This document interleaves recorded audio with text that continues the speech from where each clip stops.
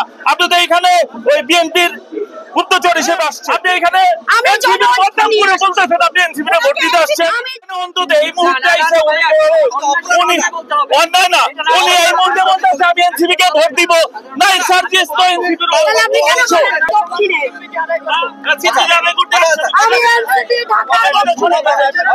উনি আপনাকে কেন বাধা দিল? কেন দিয়েছে? করতে দিবেন না? উনি কেন বাধা দিল একটু আমাকে জানান। উনি কেন বাধা দিল একটু বলেন। আপনার ভাই নিচে নেই সবাই বোমগুলা। আচ্ছা আপনার বক্তব্যটা কি ছিল? কারণ ওনার দলকে উনি খুব ভালোবাসেন, এনসিপিকে, তাই ওনার খারাপ। আর আপনি যদি এসব ধরনের কথা করেন তাহলে আপনাদের সাথে স্বৈরাচার আপু আবার ওনার দল হচ্ছে তাহলে আপনাদের সাথে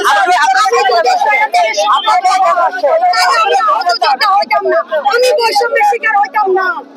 আমি যদি আহত যোদ্ধা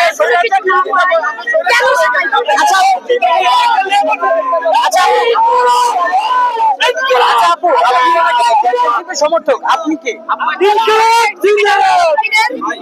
আমি আন্দোলন করেছি, বৈষম্যের শিকার হয়েছি। মানে আপনিও কি এনসিপি সমর্থক কিনা? বলেন এটা মুখে আপনি। আচ্ছা আপনার বক্তব্যটা আপনাকে তো আগে বলছিলেন যে বিভিন্ন বৈষম্যের কথা বলছিলেন, এই বক্তব্যটা জানতে চাই। আমি আমার মনের কথা, আমার বৈষম্যের কথা বলেছি। আমি কোনো দলকে পা চাটি না। আমি জনগণের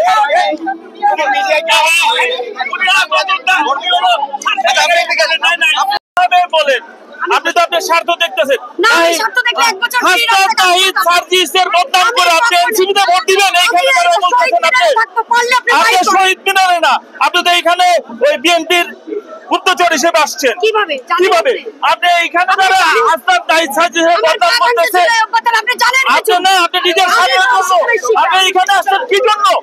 হ্যাঁ আপনি এখানে এনসিপির বদনাম করে বলতেছেন আপনি এনসিপিতে ভোট দিতে আসছেন। আপনি এইখানে ও বলতে হাসনাত তাহিদ সার্জিসের বদনাম করে